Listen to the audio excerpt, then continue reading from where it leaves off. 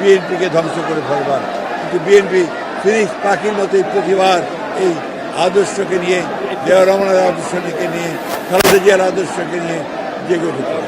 আজকে বিএনপি গত 15 বছর যে সংগ্রাম করেছে গণতন্ত্রের জন্য, তার মধ্যে আমাদের দলের বর্তমান ভারপ্রাপ্ত চেয়ারম্যান যারা তারেক রহমান, তিনি দীর্ঘ 8 বছর এই সংগ্রামের নেতৃত্ব দিয়েছেন নির্বাসিত হয়ে। বিএনপির কে ধ্বংস করার জন্য বিএনপির প্রায় 60 লক্ষ মানুষের বিরুদ্ধে মিথ্যা মামলা দেওয়া হয়েছে।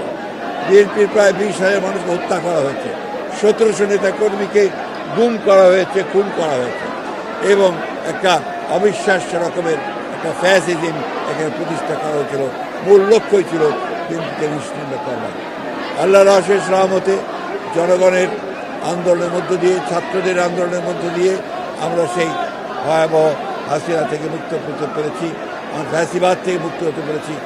এখন যে চ্যালেঞ্জ আমাদের সামনে রয়েছে, সেই চ্যালেঞ্জ হচ্ছে যে আগামী ফেব্রুয়ারি মাসে, 26শে ফেব্রুয়ারি মাসে যে নির্বাচন অনুষ্ঠানের কথা আছে, সেই নির্বাচন অনুষ্ঠান সুষ্ঠুভাবে করা, সর্বত্র সহযোগিতা করা, সাহায্য করা।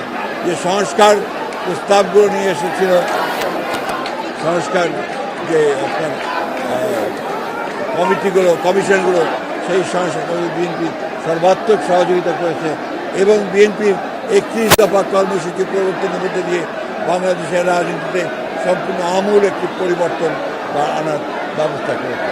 সমর্থনের মধ্য দিয়ে বিএনপি যদি রাষ্ট্র পরিচালনার দায়িত্ব পায়, তাহলে নিঃসন্দেহে আমাদের নেতা চেয়ারম্যান তারেক রহমানের নেতৃত্বে বাংলাদেশে বিএনপি একদিকে রাজনৈতিক পরিবর্তন ঘটাবে, অন্যদিকে অর্থনৈতিক প্রবৃদ্ধি ঘটাবে, এবং নিঃসন্দেহে বাংলাদেশকে আরও সামনের দিকে এগিয়ে নিয়ে